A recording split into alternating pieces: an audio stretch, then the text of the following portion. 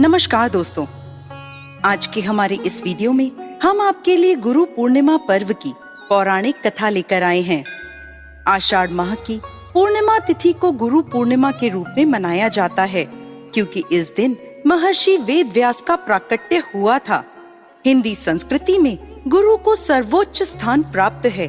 पद्म पुराण, स्कंद पुराण और महाभारत के अनुसार द्वापर युग के अंत में जब वेदों का ज्ञान विलुप्त होने लगा, तब साक्षात भगवान विष्णु ने वेदों की रक्षा हेतु वेद व्यास जी के रूप में अवतार लिया। इनका जन्म आषाढ़ शुक्ल पूर्णिमा को हुआ था। इनका मूल नाम कृष्ण द्वैपायन था। कृष्ण उनका वर्ण था और द्वैपायन का अर्थ है दीपों में जन्मे। कहा जाता है कि इनका जन्म यमुना नदी के बीच एक द्वीप पर हुआ था। पौराणिक कथा के अनुसार प्राचीन समय में एक बार महर्षि पराशर भ्रमण के लिए निकले थे। इस दौरान उनकी नजर एक स्त्री पर पड़ी जिसका नाम सत्यवती था। वह एक मछुआरे की बेटी थी और बहुत खूबसूरत थी, परंतु उसके शरीर में से मछली की गंध आती रहती थी, इसलिए उन्हें मत्स्य गंधा भी कहा जाता था। ऋषि उसे देखकर व्याकुल हो गए और उन्होंने सत्यवती से संतान प्रदान करने की इच्छा जाहिर करी।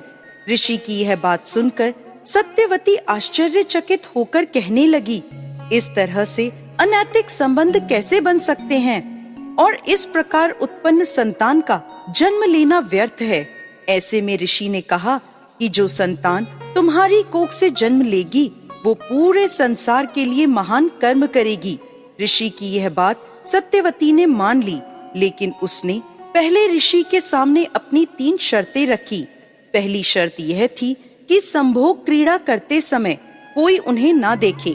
दूसरी शर्त में कहा कि होने वाला बच्चा महान ज्ञानी होने के साथ साथ मेरी कौमार्यता को जीवन में कभी भंग ना करे। वहीं तीसरी शर्त थी कि शरीर से आने वाली गंध फूलों की सुगंध में बदल जाए। इसके बाद सत्यवती की कोख से एक बेटे का जन्म हुआ जिसका नाम द्वैपायन रखा गया, जो आगे चलकर वेद व्यास कहलाए। महर्षि वेद व्यास जी को भगवान विष्णु का अंश माना जाता है। बचपन से ही आध्यात्म में उनकी बहुत रुचि थी। एक बार उन्होंने अपने माता पिता से प्रभु के दर्शन की इच्छा प्रकट की और वन में तपस्या करने की अनुमति मांगी। वेद व्यास जी की इस बात को सुनकर उनकी माता ने उन्हें वन जाने से मना कर दिया। माँ की इस बात को सुनकर वेद व्यास जी वन जाने की हट करने लगे। वेद व्यास जी के हट करने की वजह से माता सत्यवती को उन्हें वन जाने की आज्ञा देनी पड़ी। जब वेद व्यास जी वन की ओर जा रहे थे, तब उनकी माता उनसे कहने लगी कि जब तुम्हें अपने घर की याद आए तो तुम वापस आ जाना।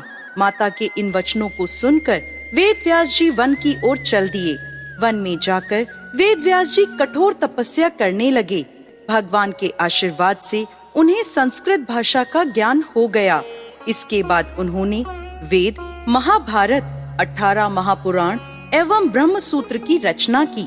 लोगों को वेदों का ज्ञान देने की वजह से आज भी इन्हें गुरु पूर्णिमा के दिन प्रथम गुरु के रूप में याद किया जाता है। तो दोस्तों, ये थी गुरु पूर्णिमा पर्व की पौराणिक कथा। नमस्कार।